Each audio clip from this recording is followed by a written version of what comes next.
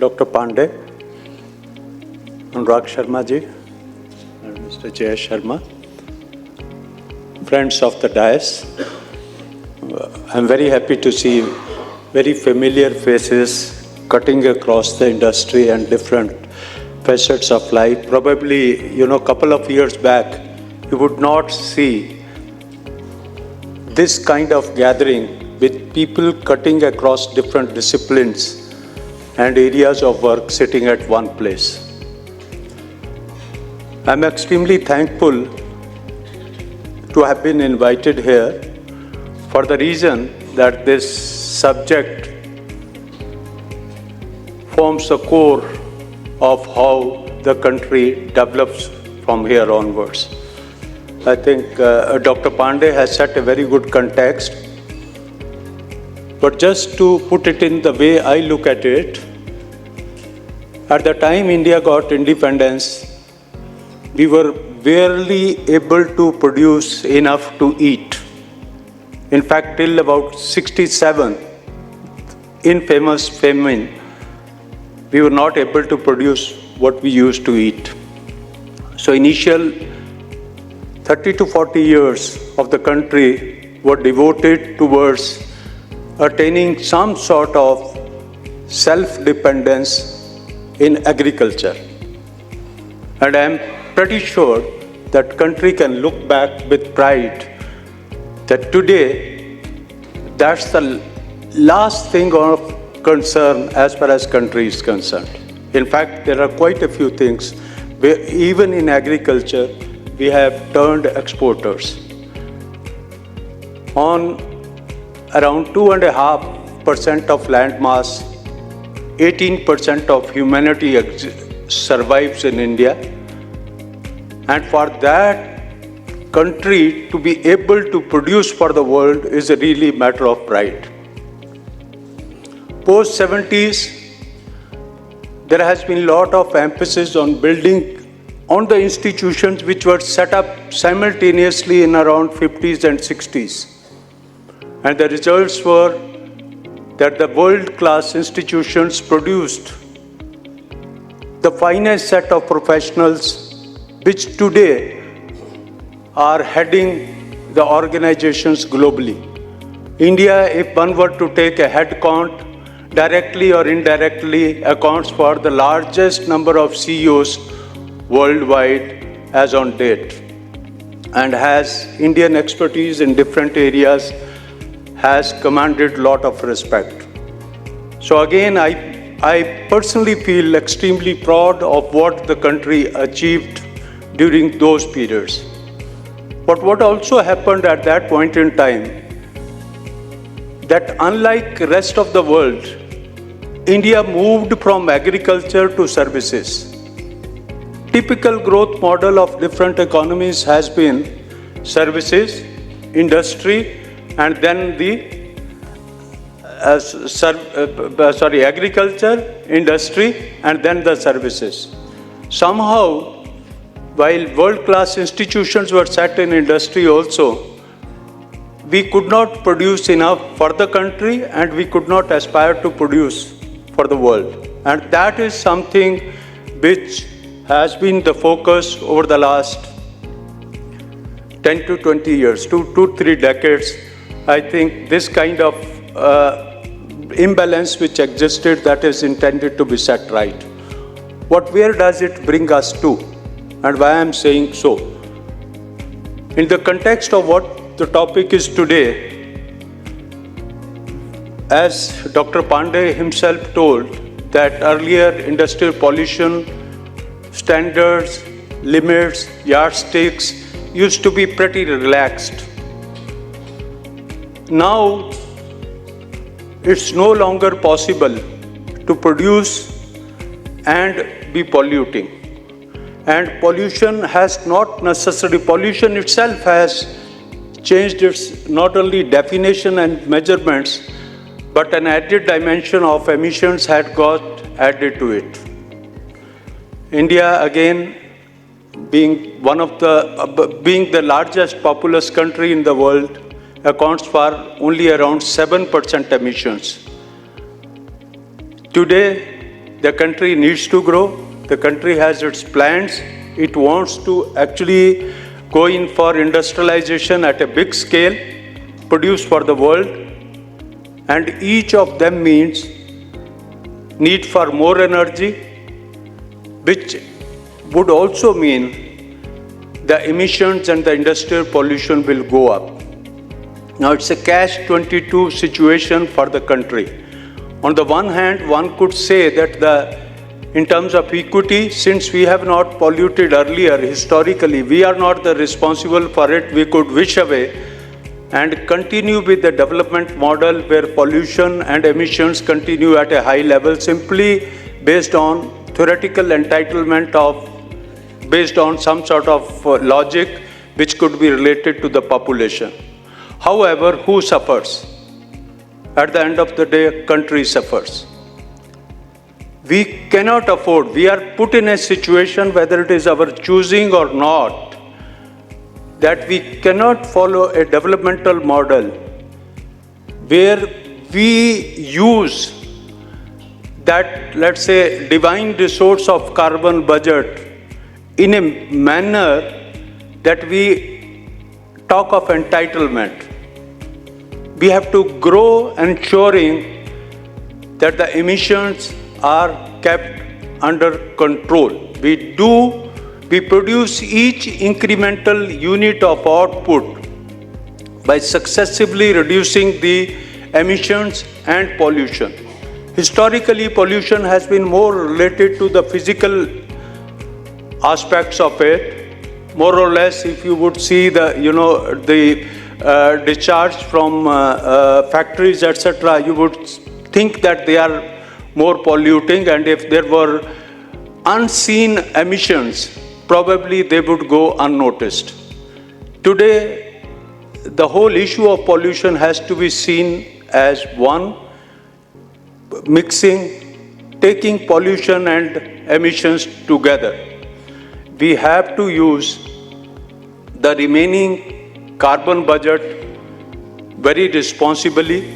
In fact, I personally feel, given the kind of resources India has and the opportunity it has capacity to lead the world and set up the models which help reduce the industrial pollution per unit of output produced. Today, India has while it has challenges, India also has certain opportunities. We are a very small country geographically, only 2.5% or 3% of land mass, 18% of population. Now, if any business were to make economic sense and could be taken to scale, it can happen only in a country like India, where supply chain of any business is going to be the least. In fact, interestingly, when we were, I wanted to correct one thing, that I was part of Energy Transition Advisory Committee. This committee has submitted its report. That report is available on the Ministry of Petroleum and Natural Gas site, but the committee is not functional. Now the implementation of that report has been taken up by Ministry and it is being steered through CST. So I'm no longer member of Energy Transition Advisory Committee. I was a member of Energy Transition Advisory Committee, and I'm proud of having been associated. And in fact, it was eye-opening to me in quite a few respects. But the point I was making was that India can develop a model of energy consumption which is local, disaggregated, which has no carbon footprint of its own. If, we can produce our energy locally and have shortest possible supply chain, then obviously the emission and efficiency economy of that model will be significantly better.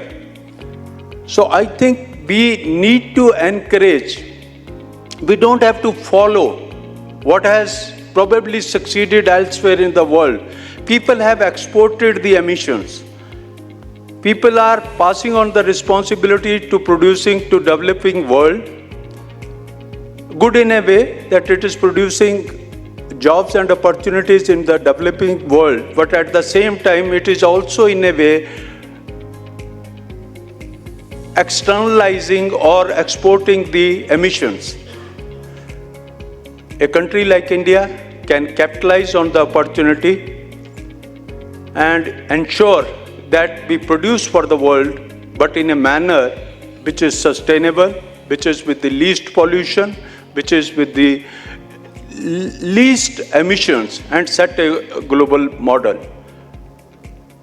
I also wanted to make a point coming out of what Energy Transition Advisory Committee noticed.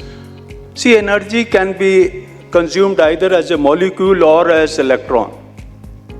There's a lot of discussion going on conversions.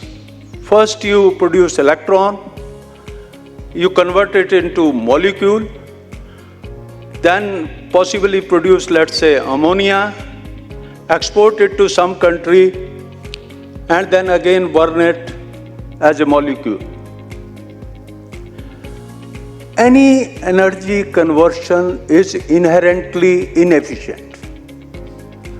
You start with a factor of 100. If the level of inefficiency is 20%, then you can imagine if there are 5 layers of conversion, what you really end up doing. While each step makes it inefficient, it also adds to the layer of pollution, layer of emissions.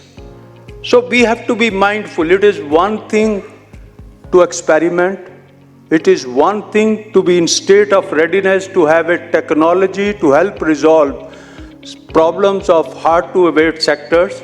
It is quite another to propagate and advocate in favor of solutions which unnecessarily go for multiple conversions.